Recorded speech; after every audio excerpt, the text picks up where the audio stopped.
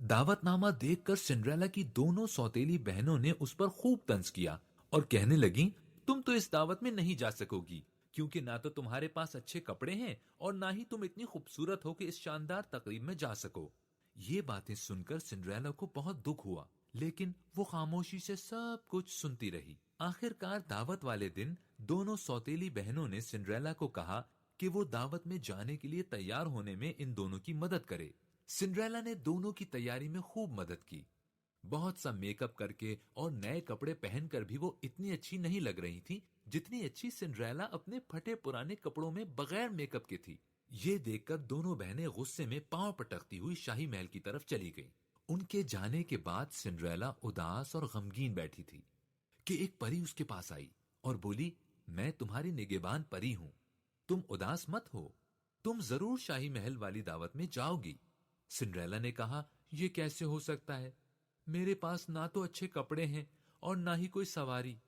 پری نے کہا، تم جلدی سے اپنے گھر کے باغیچے میں جاؤ اور ایک بڑا سا کدو توڑ کر لے آؤ۔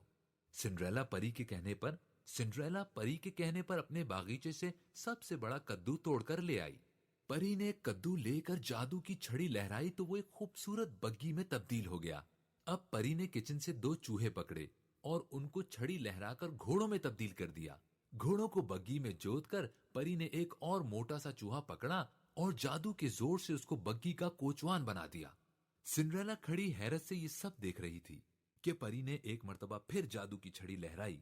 اب سنڈریلا کے جسم پر خوبصورت جھلمل کرتا ریشمی لباس تھا اور میک اپ ہو چکا تھا۔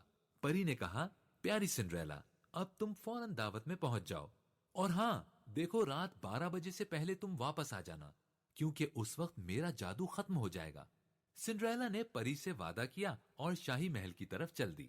محل میں سنڈریلا کی خوب پذیرائی ہوئی، لوگوں نے دل کھول کر اس کے حسن کی تعریف کی، یہاں تک کہ سنڈریلا کی دونوں سوتیلی بہنوں نے بھی اسے نہ پہچانا۔ کچھ دیر بعد شہزادہ سنڈریلا کے پاس آیا اور اسے پوچھا، کیا تم میرے ساتھ ڈانس کرو گی؟ سنڈریلا اٹھ کر شہزادے کے ساتھ چلی گئی اور آدھی رات تک دونوں ڈانس کرتے رہے۔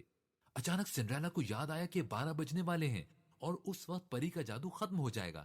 یہ یاد آتے ہی سنڈریلا نے شہزادے سے ہاتھ چھڑایا اور باہر کی طرف بھاگی۔ شہزادے نے سنڈریلا کو روکنے کی بہت کوشش کی، لیکن سنڈریلا نے اس کی ایک نہ سنی۔ یہ دیکھ کر شہزادہ بھی باہر کی طرف دوڑا۔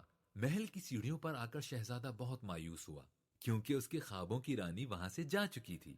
شہزادے نے یہ نہ دیکھا کہ وہاں ایک غریب لڑکی پھٹے پرانے کپڑوں میں ملبوس، ہاتھ میں بڑا سا کدو لیے کھڑی تھی اور 3 چوہے اس کے ارد گرد بھاگ رہے تھے۔